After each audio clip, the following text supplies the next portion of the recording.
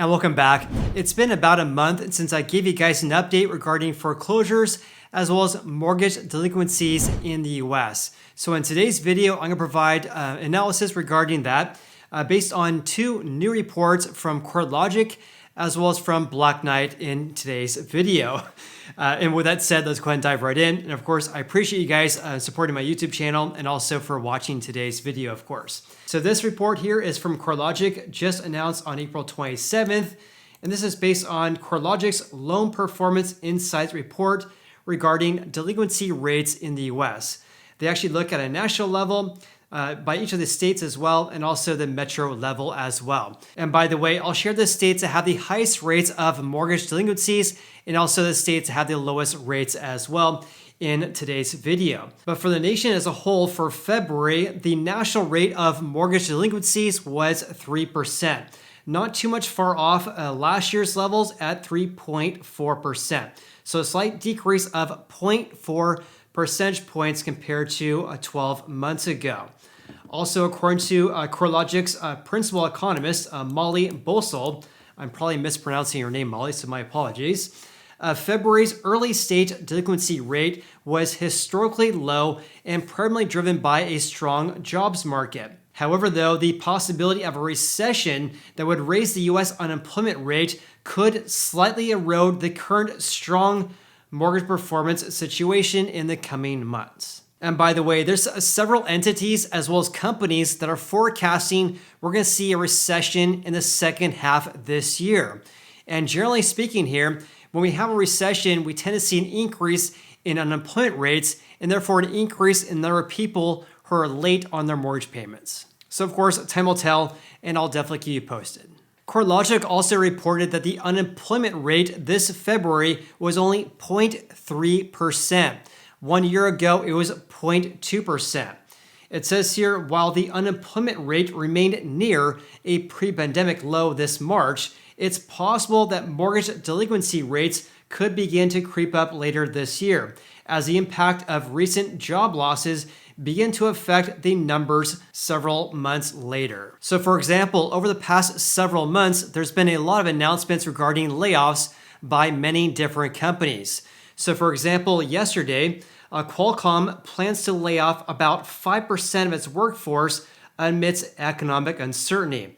Approximately 2,550 people are impacted. Going back to Corelogic's report here, they stated here that the overall delinquency rate, which is defined as 30 days or more past due on your mortgage payment, of course, for February 2023, no state posted a year-over-year increase in their overall delinquency rate. The largest delinquency decreases were New York as well as West Virginia. So West Virginia as well as New York posted the biggest decreases in the overall rates compared to 1 year ago. So every single US state posted a decrease in the overall rate compared to 12 months ago. In regards to serious delinquencies, which is defined as 90 days or more past due, there was actually 4 metro areas that saw their rate actually increase. In contrast, there was 378 metro areas in which the rate actually decreased. So here's a look at the US regarding the changes in serious delinquency rates year over year. Again, this is at least 90 days or more past due on your mortgage payments here.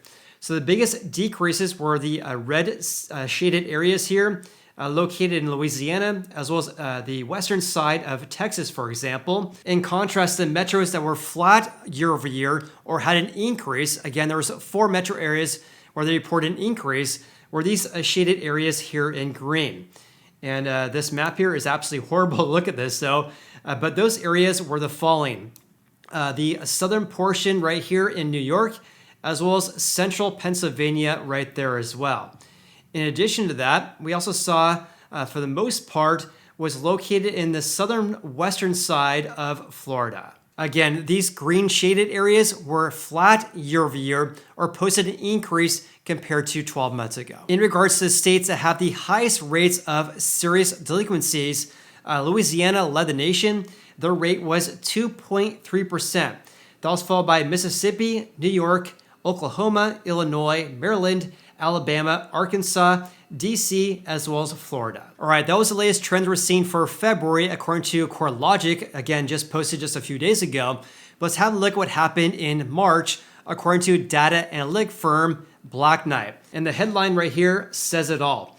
Mortgage delinquencies hit an all-time record low this March. The national delinquency rate dropped 53 basis points, or a decrease of 15% in March, falling below 3% for the first time on record, ending the month at just at 2.92%. So at 2.92%, this is actually slightly below the 3% that was reported by Corelogic for February. Black Knight also states the following though. While delinquency rates almost always fall in March as borrowers utilize tax refunds and other seasonal revenues to pay down past due debt, the drop marked the second largest decrease in the past 17 years. Again, a decrease of 53 basis points, which equates to a 15% decrease. In addition to that, the total number of past due mortgages, including active foreclosures, has fallen to its lowest levels in nearly 23 years, dating all the way back to April of 2000. On top of that, serious delinquencies, which is 90 days or more past due, showed marked improvement as well, falling by 51,000 to their lowest level since March of 2020. Likewise, every single state posted a decrease in the overall rate in March, just like we saw for February, according to Corelogic. However, foreclosure starts, which saw an increase of 9%, as well as foreclosure sales, which saw a gain of 4.6% this March, still remain well below pre-pandemic levels on a national level. All this kind of makes sense to me given the fact that home prices absolutely skyrocketed in 2020, 2021, and the first half of 2022. A lot of people still have equity in their houses, and of course, the unemployment rate overall is still very low. But again, time will tell because as the Fed continues raising rates, as they have been doing for quite some time here, that will likely cause a recession potentially in the second half this year, which will also cause overall delinquency rates to also increase as well in the months ahead. So before I share the states that have the highest as well as the lowest rates of non-current loans, here's a summary of what I just talked about here. So the overall delinquency rate is at 2.92%, a decrease of 15% month over month, and also a decrease of 13% compared to March of 2022. Also for the month of March, there was 32,000 US foreclosure starts. That was a 9% increase compared to February, but a 5.69% decrease compared to 12 months ago. There was also only 7,500 foreclosure sales in the US, a small increase of 4.5% from 1 month ago, but a fairly significant increase of 25% from 1 year earlier. We also saw decreases on a month-over-month basis as well as a year-over-year basis in properties at least 90 days or more past due, as well as properties at least 30 days past due as well. All right, let's change gears slightly here and talk about the top 5 states that have the highest shares of non-current mortgages right now. So leading the nation once again is Mississippi. Their share is at 7.05%. That was followed by Louisiana at 6.6%, Alabama at 5.1%, West Virginia at 4.5%, and also Pennsylvania is at 4.5% as well. One thing I do want to mention is that these rates right here, even though they are the highest rates in the nation, it's still well below the peaks that was set back in 2005 as well as 2010. So for example, in Alabama, the peak was set in January of 2010 when the share was 14.37%. Now it's only 5.13%. Also at 5.13% this March, this is an all-time record low. West Virginia also saw an all-time record low at 4.55%. In contrast, here are the top 5 states that have the lowest rates of overall delinquency rates. Again, we're only talking about mortgages, of course. So leading the nation with the lowest rate was Colorado at 1.8%. That was followed by Washington at 1.83%. Then Idaho, Montana, and California. California at 2.03%.